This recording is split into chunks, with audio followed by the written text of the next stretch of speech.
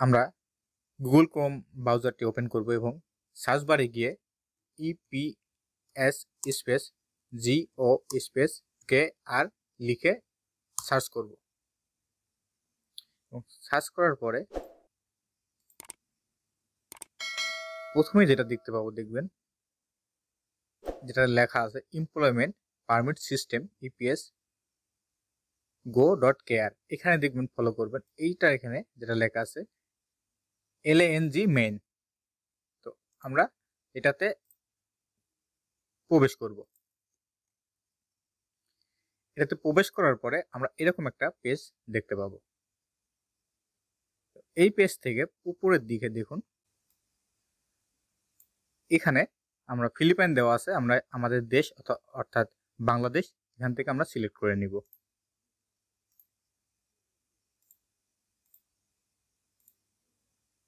বাংলায় সিলেক্ট করে গোতে ক্লিক করব। এখন দেখুন আমাদের এটা বাংলা চলে আসবে। বাংলা আসার পরে এই অংশ থেকে আমরা এই সাইন আপে ক্লিক করব।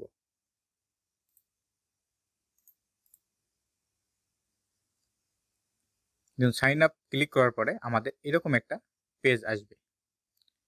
এখান থেকে সাইন আপ লেখা আছে, এখানে দেখুন এইখানে দেখুন দুইটা অপশন আছে। প্রথম অপশনটা EPS topic ID plus passport number বা জাতীয় পরিচয় নম্বর। এরপরটা আছে জন্ম তারিখ প্লাস পাসপোর্ট নম্বর বা জাতীয় পরিচয়পত্রের নম্বর। এখন যদি আপনার EPS টপিক আইডি থাকে তাহলে টপিক আইডি দিয়ে আপনি খুলতে পারবেন, আর যদি টপিক আইডিটা আপনার জানা না থাকে তাহলে আপনাকে জন্ম তারিখ এবং পাসপোর্ট নাম্বার দিয়ে খুলতে পারবেন। তো আমরা দুইটা দিয়ে চেষ্টা করব। তো এই টপিক আইডি দিয়ে যদি আমরা দেখি এখানে কি আছে একটু দেখে নিই। পরবর্তীতে ক্লিক করলে দেখুন এই প্রথমে যেটা দেখা যাচ্ছে অপশনটা, এখানে আপনার টপিক আইডি লিখতে হবে।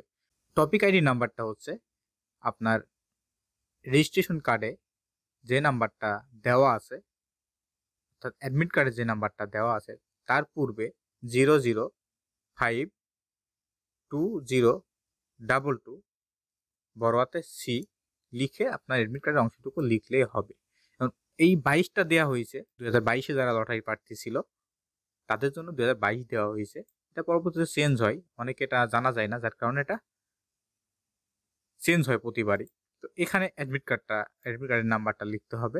এরপরে এই অংশটাতে দেখুন এখানে পাসপোর্ট নাম্বারটা লিখতে হবে, অর্থাৎ এখানে পাসপোর্ট নাম্বারটা লিখে ঠিক আছে ক্লিক করলে আমাদের পরবর্তী পেজেতে নিয়ে যাবে।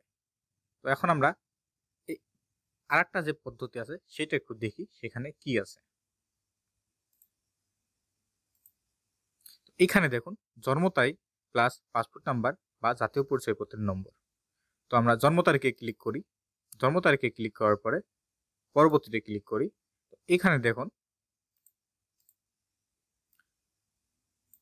এই ঘরে এখানে জন্ম তারিখ লেখার একটা অপশন আছে। জন্ম তারিখটা কেমনে লিখবেন? প্রথমে আপনার জন্মের সালটা লিখবেন, এরপরে মাসটা লিখবেন, এরপরে তারিখটা লিখবেন। দেখুন একটু লিখে দেখাই। এই যে ব্যক্তিটা লেখা হয়েছে ইনার জন্ম হচ্ছে 1916 সালের 12 মাস অর্থাৎ ডিসেম্বর মাসে, এরপরে 15 তারিখ হচ্ছে তার 15 তারিখ অর্থাৎ ডিসেম্বর মাসের 15 তারিখ 1996 সাল তার জন্ম তারিখ। এভাবে এখানে লিখতে হবে। এরপরে দেখুন পাসপোর্টের অংশ আছে। তো এই পাসপোর্টের অংশ এখানে পাসপোর্ট নাম্বারটা লিখে দিয়ে ঠিক আছে ক্লিক করতে হবে। তো আমরা এই জন্ম তারিখ এবং পাসপোর্ট নাম্বার দিয়ে করে আপনাদেরকে দেখানোর চেষ্টা করি। দেখুন আমি পাসপোর্ট এবং তার জন্ম তারিখটা লিখে ফেলেছি। যদি কারোর জন্ম তারিখে যদি একটা সংখ্যা থাকে অর্থাৎ 1 থেকে 10 পর্যন্ত 9-এর মধ্যে থাকে তাহলে সেই 9-এর আগে একটা 0 বসাই নেবেন, তাহলে এটা ক্লিয়ার হবে। এটা ফিল আপ করার পরে আমরা ঠিক আছেতে ক্লিক করব। এটা ক্লিক করার পরে আমাদের কাছে এরকম একটা ফর্ম আসবে। এই ফর্মে এখানে অনেক কিছু লেখা আছে দেখবেন। আস্তে আস্তে নিচের দিকে গেলে দেখবেন এখানে এগ্রি লেখা আছে। এখানে একবার এগ্রি লেখা আছে, এরপরে একবার এগ্রি লেখা আছে।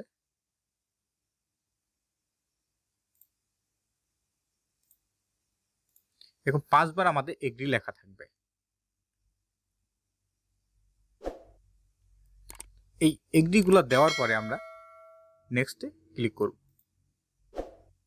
নেক্সটে ক্লিক করার পর দেখুন যার নামে অ্যাকাউন্টটা খোলা হচ্ছে তার দেখুন সমস্ত তথ্য এখানে চলে আসছে। এইখানে আমরা একটা লগ ইন আইডি দেবো। লগ ইন আইডিটা কী হবে, আমরা যখন লগ ইন করবো সেই লগ ইনে যে আইডিটা দিয়ে লগ ইন করবো সেটা এখানে আমাদেরকে লিখতে হবে। এবং পরবর্তীতে দেখুন যেটা দেওয়া আছে এখানে পাসওয়ার্ড দিতে হবে। এবং পরবর্তীতে আপনার এখানে যে পাসওয়ার্ডটা দেওয়া হয়েছে সেই পাসওয়ার্ডটা পরবর্তীতে আবার রিপিট করে লিখতে হবে। এইখানে আপনার একটা ইমেইল অ্যাড্রেস লিখতে হবে। তো একটু এটা ইমেল অ্যাড্রেসটা অনেকে আমরা ভুল লিখি। তো মনে করো আমার ইমেল অ্যাড্রেসটা এটা, ইমেল অ্যাড্রেস পরে আমার জিমেইল আছে, তো জিমেইলটা আমরা ডিরেক্ট এখানে লিখতে পারি। এখানে আমরা জিমেইল কিন্তু লিখবো না, এই অংশটুকুর মধ্যে আমরা জিমেইল লিখবো না, আমরা জিমেইল লিখবো এই অংশটুকুর মধ্যে। আর যদি এখানে না লিখতে চাই তাহলে আমরা ডিরেক্ট ইনপুট থেকে এইখানে গিয়ে জিমেইল হলে জিমেইল, হটমেইল হলে হটমেইল, জিমেইলটা সিলেক্ট করে পরবর্তী রেজিস্ট্রেশনে ক্লিক করবো। তো আমরা এটা পূরণ করে নেই। দেখুন এখানে পূরণ করে ফেলছি। এখন এটা এই ব্যক্তিটির পার্সোনাল কারণে এটা ব্লার করে দেওয়া হয়েছে। তো এখানে আপনারা ঠিক মতো দিয়ে দিবেন এবং যেটা দিচ্ছেন সেটা আপনারা সুন্দর করে যে লগ ইন আইডিটা এটা মনে রাখতে হবে, কারণ এটা কিন্তু পরবর্তীতে আপনাদের প্রয়োজন হবে, এটা দিয়ে আপনাদেরকে লগ ইন করতে হবে। তো এটা পূরণ করার পরে আমরা রেজিস্টারে ক্লিক করব। রেজিস্টারে ক্লিক করার পর দেখুন এখানে দেখাচ্ছে password must be at least 10 character, অর্থাৎ পাসওয়ার্ড আপনি 10টা সংখ্যা হতে হবে। আমাদের এখানে 10 সংখ্যা না হওয়াতে এমনটা দেখাচ্ছে। এবং প্রথমে একটা বড় হাতের অক্ষর দিয়ে দিবেন, এরপরে আপনি 10টা পাসওয়ার্ড লিখবেন। এখন আমরা রেজিস্টারে ক্লিক করার পরে এখানে আমাদেরকে দেখাবে would you like to become a member. ওকেতে ক্লিক করব। ওতে ক্লিক করলে you are register a member লেখা উঠবে এবং ওকে ক্লিক করলে আমাদের রেজিস্ট্রেশনটা হয়ে যাবে। তো আমরা আইডি খোলার পরে এইখানে দেখুন আমরা এখানে থেকে লগ ইন করবো এখন। তো এটার জন্য আমরা এই নিচে দেখুন লেখা আছে কোরিয়া, এই কোরিয়া এটা বাদ দিয়ে আমরা এখান থেকে বাংলাদেশ সিলেক্ট করে দেব এবং গোতে ক্লিক করব। তাহলে দেখুন পুরাটা আমাদের সেই বাংলাতে চলে আসছে। এখন যদি আমরা এখানে আমাদের আইডি নাম্বার এবং যে পাসওয়ার্ডটা আমরা দিয়েছি পিডাব্লিউটা এখানে আমরা যদি লগ ইন দিই তাহলে আমরা আমাদের পেজে চলে আসতে পারবো। এবং আসার পরে এখানে দেখুন যে ব্যক্তিটির এটা ওনার নাম আলফাসউদ্দিন। তো ইপিএস টপিক স্কোর দেখুন প্রাপ্ত নাম্বার, এখানে তার নাম্বারটা লেখা থাকবে এবং নিচে এসে এই 3 নাম্বারে ক্লিক করলে তার রেজাল্টটা এবং তার যে পাস করছে কিনা ফেল করছে কিনা সেটা দেখা যাবে। তো উনি এখনো রেজাল্ট পাবলিশ না করাতে দেখা যাচ্ছে না। আমি আমারটাতে লগ ইন করে আপনাদেরকে আমার এটা দেখাবো কোথায় কি হচ্ছে। তো 1 নাম্বার যে অপশনটা আছে দেখুন এইখানে যে প্রথম অপশনটা আছে এটাতে ক্লিক করলে মূলত আমাদের প্রোগ্রেসটা দেখা যায়। এখানে দেখুন এখানে ওনার কোনো কিছু পাঠানো হয় না, বইসেল থেকে কোনো ডকুমেন্ট পাঠানো হয় নাই এইচআরডি কোরিয়াতে, যার কারণে কোনো কিছু নাই। এবং যাদের এখানে কিছু পাঠানো হবে তাদের এখানে নিচে লেখা থাকবে যে তার প্রোগ্রেসটা কোথায় এখন কি পজিশনে আছে। এই যে দেখুন আমারটাতে লগ ইন করার পরে এখানে আমার নামটা দেখা যাচ্ছে এমডি সোহানুর রহমান এবং আমার যে প্রাপ্ত স্কোর সেই স্কোরটা এখানে দেখা যাচ্ছে। যে এখানে যে স্কোরটা থাকবে সেটা 2 দিয়ে গুণ করলে যেটা হবে সেটা হবে আমাদের নাম্বার, অর্থাৎ আমার স্কোর ছিল 200, এখানে 100 দেখা যাচ্ছে। এরপরে দেখুন যদি সেই প্রবাসী অভিবাসন প্রক্রিয়া অবলোকনে ক্লিক করা হয় তাহলে এখানে ক্লিক করলে আমরা এরকম একটা পেজ দেখতে পাবো যে আমার রেজাল্টটা কবে দিয়েছে সেটা এখানে দেখা যাচ্ছে। দেখুন আমি তারিখটা একটু ব্লার করে দিচ্ছি।